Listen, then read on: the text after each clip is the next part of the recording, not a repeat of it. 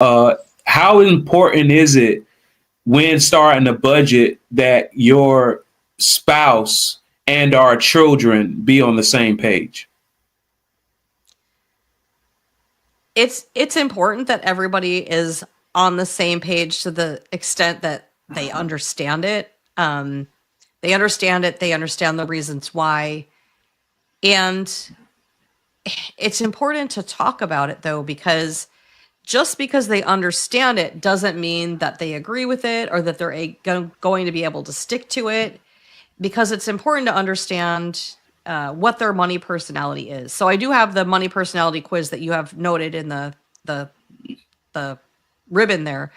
And the money personality can be a saver, a spender, an avoider, a risk taker, or a security seeker. Those are the 5 that I identify. There's lots of different other money personality things out there, but those are the 5 I identify. And when you start to understand how a person interacts with money and what that money personality is, it can help you to understand why they react certain ways.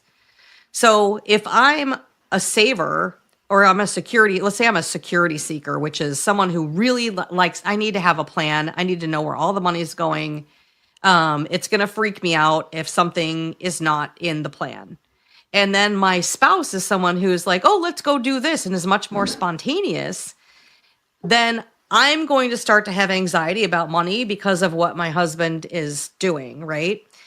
But if I say, okay, I understand that this is how your personality works with money, and that you need to be spontaneous and you need to have some flexibility and freedom to do these things spur of the moment without a plan.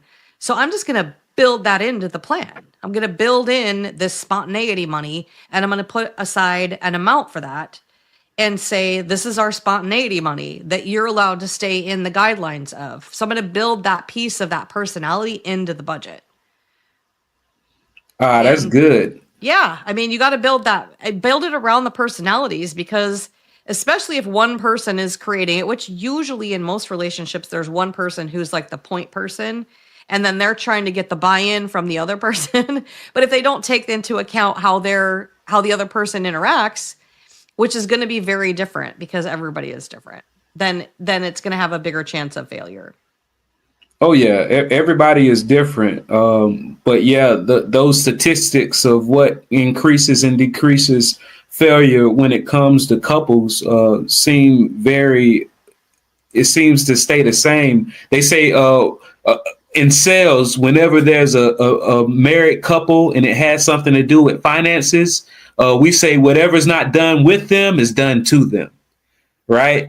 And you don't necessarily want somebody to feel like something was done to them when it comes to big financial decisions. So, yeah, it sounds like definitely it's not only is it important for your household to be on the same page, there are ways that you can structure it to where you still take into account their personalities, like the spur of the moment spenders. You don't have to tell that spur of the moment spender to stop spending sporadically. You can just say spend sporadically, but only spend from this budget. Exactly. And it's not meant to be restrictive in the sense it's meant to be like, hey, here's your free space to do that in. It's a boundary. It's not, I mean, it might restrict them somewhat, but it's not restricting them to say that you can't do that and completely working against them, because that's going to fail. Oh, yeah. I'm just going to go with what you called it earlier. It's a cash flow. I'm not giving you a budget. I'm giving you a cash flow in order for you to do what you do.